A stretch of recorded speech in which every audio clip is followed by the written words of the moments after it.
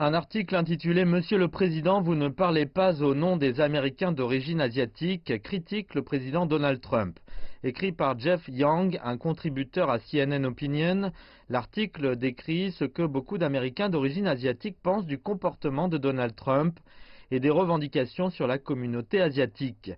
Young écrit que les commentaires de Trump sont un rappel que le statut des Américains d'origine asiatique a été profondément menacé par la rhétorique et les politiques du président. Le président américain a essuyé des tirs lundi lorsqu'il a brusquement mis fin à un point de presse à la Maison-Blanche après qu'une journaliste américaine d'origine asiatique l'a interrogé sur la question de savoir s'il considérait le dépistage du coronavirus comme une compétition mondiale. Well, they're losing their lives everywhere in the world, and maybe that's a question you should ask China.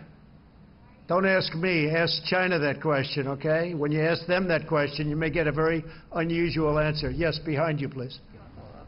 Sir, why are you saying that to me specifically? I'm telling you. I'm not saying it specifically to anybody. I'm saying it to anybody that would ask a nasty question like that. That's not a nasty question. Please go ahead.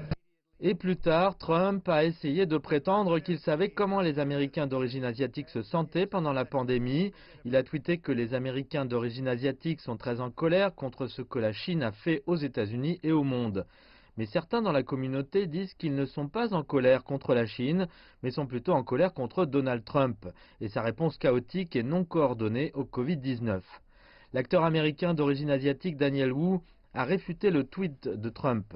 Son commentaire indique « Vous ne parlez pas pour nous » a gagné des dizaines de milliers de likes. Et comme l'a écrit Jeff Young, commentateur de CNN dans son article, il est le plus en colère contre les affirmations de Trump selon lesquelles il sait ou se soucie de la façon dont la communauté asiatique américaine se sent. Pendant ce temps, la politicienne américaine Grace Meng a confronté l'utilisation répétée par certains responsables américains du terme « virus chinois » pour décrire le Covid-19. Elle craint que cette rhétorique anti-asiatique ne menace la sécurité de la communauté asiatique américaine. Alors que le monde continue à lutter contre le coronavirus, beaucoup ont fait part de leurs préoccupations quant au fait que les commentaires de Trump sur les Asiatiques pourraient influencer la communauté aux États-Unis et jeter une ombre sur ceux qui sont en première ligne dans la lutte contre le virus.